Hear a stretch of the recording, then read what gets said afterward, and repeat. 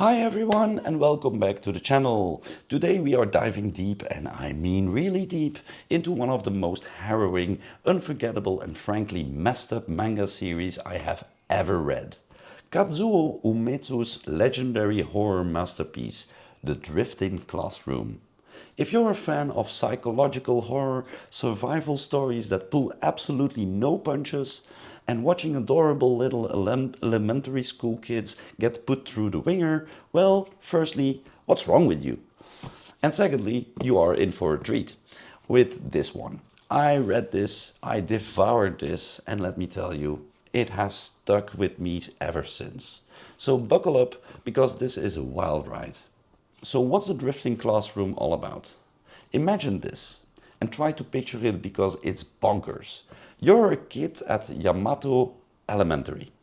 Maybe you're arguing with your mom before school, normal kid stuff. Then out of nowhere, bam, a massive earthquake, a blinding flash, and your entire school, students and few teachers, the whole building gets yeeted into a desolate and terrifying post-apocalyptic wasteland. No food, no water, no adults who know what they're doing, just sand, monsters and pure unadulterated despair. Our main kid is Sho Takamatsu, a 6th grader who gets the world's worst leadership gig thrust upon him. He and the other kids, ranging from tiny 1st graders to his fellow 6th graders, have to figure out how to survive. Starvation, dehydration, giant prehistoric bugs, a horrifying plague, internal meltdowns, mob rule, you name it, these kids face it. It's a relentless struggle as they try to find answers. Where are they?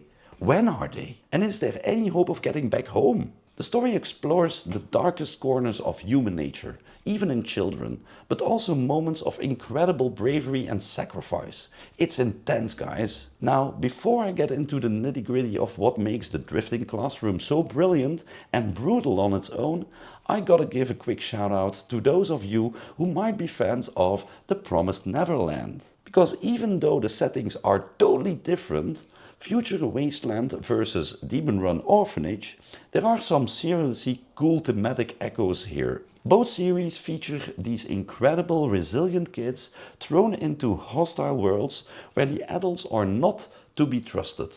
That loss of innocence, kids having to make impossible choices, the mind-bending reveals about their worlds, it's all there. Sho Takamatsu and the Gracefield kids could probably compare some serious trauma notes. It's that kids versus pure nightmare vibe that makes both so gripping. Just a thought for my fellow fans. And if you want to watch my review on The Promised Neverland, you can also find it on my channel or here somewhere on the screen. Okay, so get back to the drifting classroom itself. Let's talk about what I absolutely loved about this series. First up, the unflinching horror. Kazuo Umezu is the godfather of horror manga for a reason. This isn't just about startling you, it's about that creeping psychological dread that seeps into your bones. The imaginary grotesque, the situations are nightmarish. It is genuinely terrifying stuff. Second, the psychological depth. This is where it elevates beyond just a monster fest.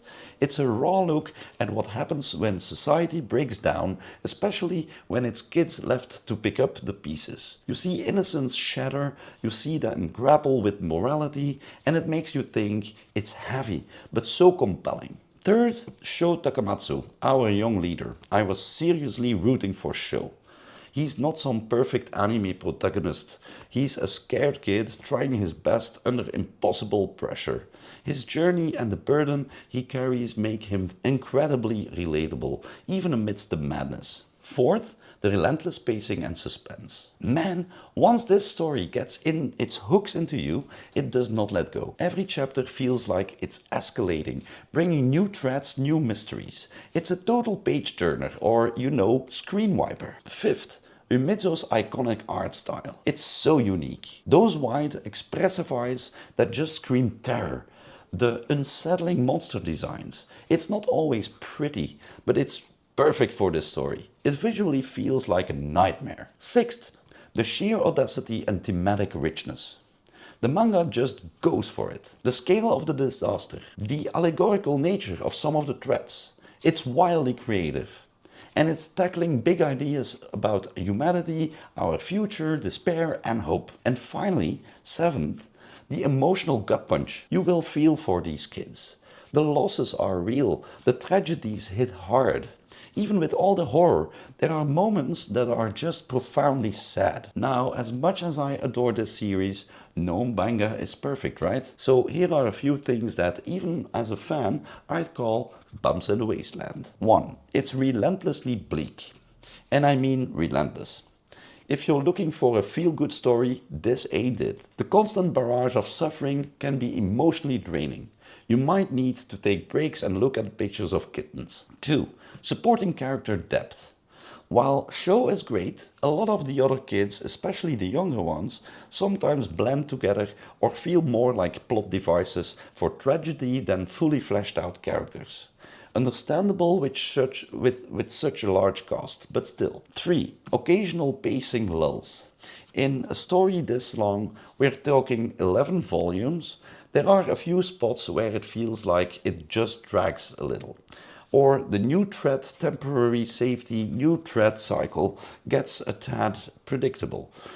Even the threads themselves are bonkers. 4. Some plot conveniences. Look, it's a wild premise, so you buy into a lot. But there are a few moments where you might go, really? They figured that out that quickly? Or, well, that was lucky. But honestly, the story is so crazy good. I mostly just went along for the terrifying ride. 5.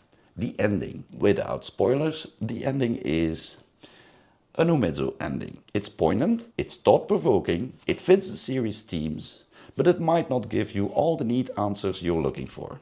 I personally found it fittingly bittersweet, so the big question, should you read The Drifting Classroom? If you are a fan of hardcore horror, psychological thrillers, survival stories that truly test the limits of human endurance, and manga that will make you think and feel deeply, and maybe lose a little sleep, then yes, absolutely, 100%. It's a classic for a reason. It's influential, it's shocking, and it's an unforgettable experience. It's a dark, often brutal journey, but one that I found incredibly rewarding. Just be prepared for the emotional intensity.